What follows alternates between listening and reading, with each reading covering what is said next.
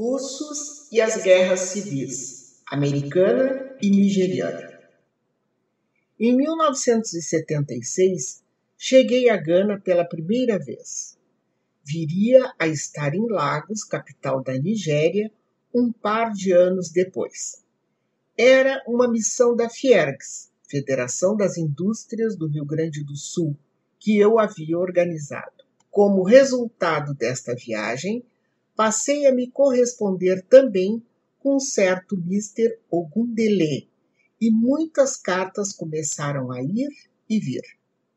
As para Lagos tinham como endereço a Yakubu Gowon Street, e este nome, Yakubu Gowon, para mim, era apenas um nome de rua. Em outras viagens a Lagos, passei a ver o retrato de Yakubu Gowon, um militar sisudo, dependurado em todas as paredes de repartições. A imagem hoje se confunde, na minha imaginação, com a de outro, do país próximo, Gana, chamado Ignatius Kutu Acheampong, como nigeriano, general e ditador. Depois descobri que Yakubu Gowon era mais do que um simples militar, que virara ditador e que comandava com mão de ferro a Nigéria.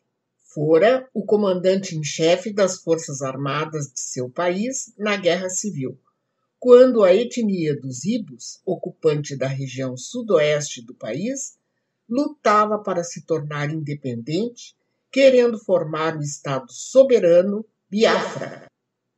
Yakubu Gowon, implacavelmente, ao fim de 2 anos de sangrenta luta, de aniquilamento pela fome de milhares de Ibos, manteve a unidade da Nigéria. Anos depois, resolvi saber mais sobre Biafra, e uma fonte importante era o jornalista inglês, que adiante se tornara romancista de renome mundial, Frederick Forsyth. Ele havia participado como freelancer da cobertura da Guerra de Biafra. Assumiu uma posição clara a favor dos Ibos e do coronel Odumegwu Ojukwu, oponente da guerra do então coronel Yakubu Gowon. Forsyth foi por muitos anos considerado pária na Nigéria, mas teve o reconhecimento de seu trabalho quando, anos adiante, guerra finda, o comandante perdedor recebeu anistia e o direito de voltar para a pátria, Nigéria. O jornalista inglês recebeu o convite de, na viagem de volta de Ojukwu, o acompanhar, sinalizando o então presidente constitucional, Olusegun Obasanjo, o reconhecimento do trabalho intelectual de Forsyth. Forsyth escreveu, ainda no calor da guerra perdida pelos Ibos, o livro The Biafra History, The Making of an African Legend, uma história sobre Biafra, construção de um mito africano, editado por Penn e Sword Military, 1969. Tentei comprá-lo na Amazon.com, mas se mantinha esgotado. Nem os sebos que abastecem essa livraria possuíam o volume. Como a Amazon.com mantém um registro de fregueses interessados, quando reeditaram o livro em 2007, recebi um aviso de sua disponibilidade. Comprei-o. Como uma leitura dessa natureza puxa outras leituras e pesquisas se fazem, encontrei muita informação agora consolidada sobre a Guerra de Biafra. Dentre elas, um documentário cinematográfico que está disponível no YouTube, e uma entrevista que concedeu Yakubu Gowon, o então quase vencedor. Nessa entrevista, numa pequena nota de rodapé, surgiu outro assunto muito curioso, pelo menos para mim e para muitos que acompanharam os tempos de Guerra Fria e de macartismo. Diz o rodapé. Lincoln, por meio de Bayard Taylor, secretário de embaixada junto a São Petersburgo, Rússia, pediu apoio para a União, caso ou a Inglaterra ou a França interviessem na Guerra Civil Americana em favor do Sul. A Rússia chegou a enviar vasos de guerra para águas americanas, em claro apoio ao pedido do governo central. Na entrevista concedida ao correspondente Charles Eisendrath, da revista Time, Yakubu Gowon usa esse fato histórico na sua defesa. A matéria que oferece a visão desse general sobre a Guerra de Biafra é a seguinte. O escritório climatizado do líder nigeriano Major General Yakubu Gowon situa-se no segundo andar de um complexo residencial no bairro Obalende, em Lagos. Um exemplar bastante manuseado de Abraham Lincoln, Anos de Guerra, do escritor e poeta Carl Sandburg, jaz em meio a equipamentos de rádio e 6 telefones. Devoto metodista num país grandemente muçulmano e animista, filho de uma inexpressiva etnia, numa federação de nações gigantes, inquestionavelmente, Gowon se sentia tal qual Lincoln no papel de unificador das divisões pátrias. A seguir, os tópicos abordados e as respostas do general para o correspondente do Time, Charles Eisendrath, em recente entrevista, 4 de julho de 1969. O fim da guerra. Eu espero que ela venha a terminar em 1 ano. Caso isto não ocorra, posso assegurar-lhe que este país manterá esta guerra até que haja sido solucionada a questão secessão. Razões para lutar. Esta é uma guerra com um diferencial. Não consideramos os ibos como nossos inimigos. São nossos irmãos. No que me concerne, estou lutando esta guerra para manter o país um só e unido. Assim, não posso me permitir ser mole na forma como busco aquele objetivo. Tenho de pensar na futura reconstrução, na reconciliação, em convivência fraternal, se desejamos ao fim ter um país feliz. Seria algo fácil dizer, tudo bem, os chamaremos de inimigos e lutaremos contra eles como inimigos. Então, honestamente, iria permanecer entre nós por um bom tempo o fato de que eles realmente eram inimigos. Biafra, do general Ojukwu. Enquanto não consideramos os ibos como nossos inimigos, somos, todavia, inimigos do mal. Qualquer um que seja a personificação do mal, claro, será um inimigo. Esse homem, Ojukwu, numa luta total contra a Nigéria, é um Hitler e se valerá de qualquer coisa que tenha ao seu alcance.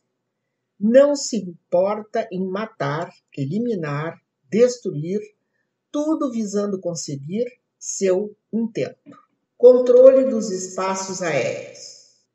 Sinceramente, não há nada de excepcional em havermos derrubado um avião da Cruz Vermelha. Desde o início, alertamos a todos que quem percorresse nosso espaço aéreo o estaria fazendo por conta própria e a seu risco. Infelizmente, pelas limitações de nossa força aérea, não nos encontrávamos em posição de bloquear todo o nosso território. Foi o Conselho Unido de Auxílio das Igrejas que disse: não nos importa o que vocês dizem. Não iremos obedecer às suas ordens quanto a restrições ao nosso espaço aéreo. Disseram-nos que se nos atrevêssemos derrubar um de seus aviões, a opinião mundial se voltaria contra nós. Agora, eles veem que não estávamos blefando e desejo que tenha se constituído também numa lição para qualquer feroz mercenário. Voos de auxílio. Deus sabe, nós faremos tudo o que for necessário para não colocar em risco aviões de ajuda. Mas isto não significa a realização de voos diurnos ou noturnos sem a devida permissão.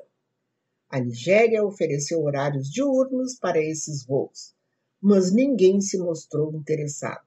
Agora, qualquer iniciativa que tomem, o fazem assumindo o risco. Auxílio dos soviéticos.